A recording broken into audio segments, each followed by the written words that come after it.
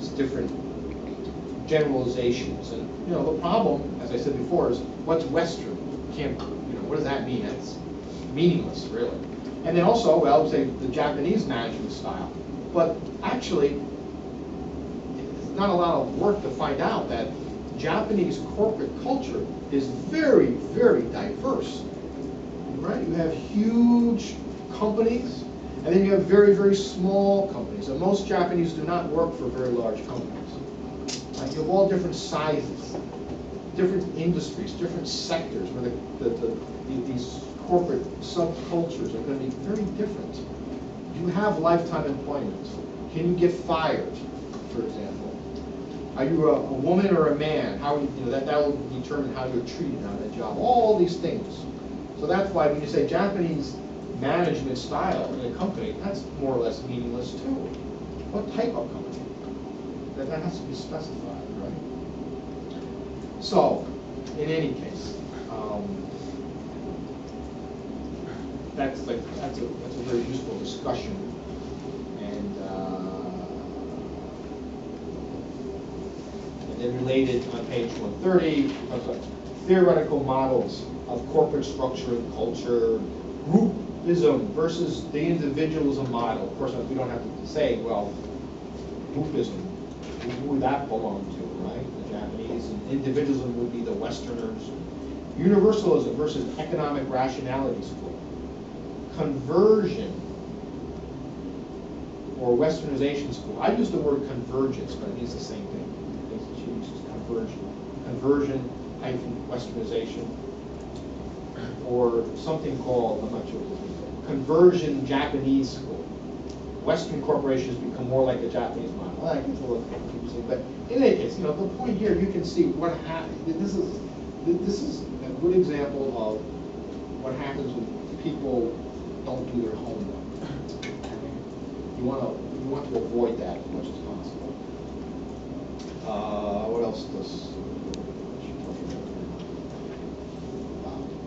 Gender, sex.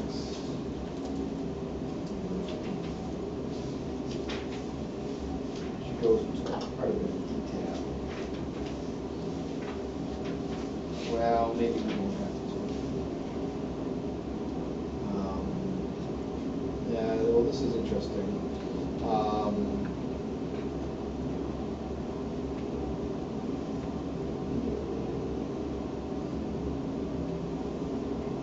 Okay, this concerns what is called in Japan dual structure. The dual structure. This is on page 147. This has to do with the macro level economics. How you view Japanese economics is characterized by this dual structure. Is characterized on one hand a small core of highly competitive multinationals that have implemented globalization policies. So that's one part of the dual structure. This very small number, but extremely successful companies that Americans are all familiar with, the household names in America. Cars, electronics, Japanese cars, electronics. But the other part of this dual structure is the majority of most Japanese companies. Most Japanese companies are not big. Most of them are quite small, actually. And if you go to a lot of parts of urban Japan, if you walk around, you know, the typical urban neighborhood in Japan, you know, usually when you watch TV, maybe they'll have a shot of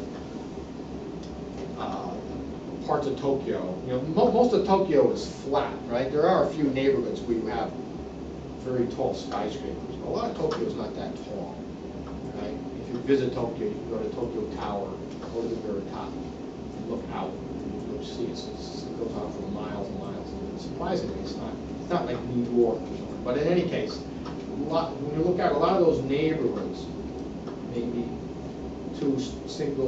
maybe two, 3 stories. A lot of those neighborhoods are basically small factories, very small building, maybe the size of this room or even smaller, where a lot of Japanese work.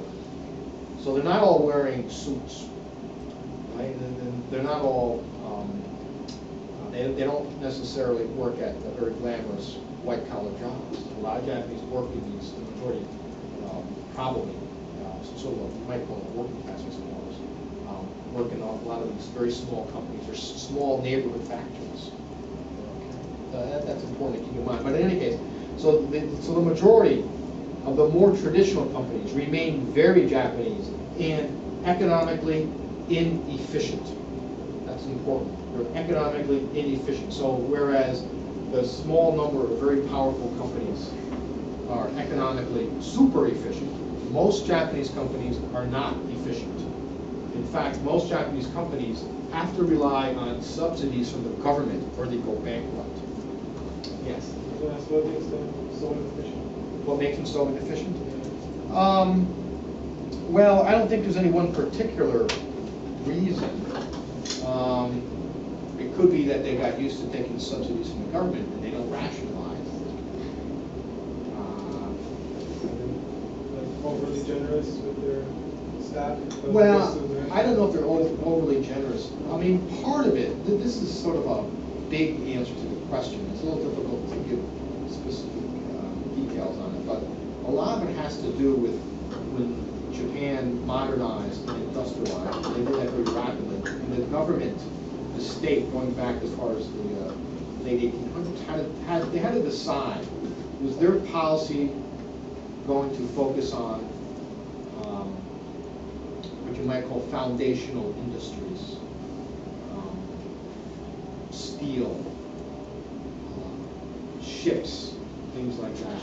And so they basically selected out some that they believed were key economic players that they thought would, in the long run, help build Japan's economy, rapidly turn it into a major industrial power, which they did. And then meanwhile, other types of companies that were considered secondary or tertiary sort of lost out.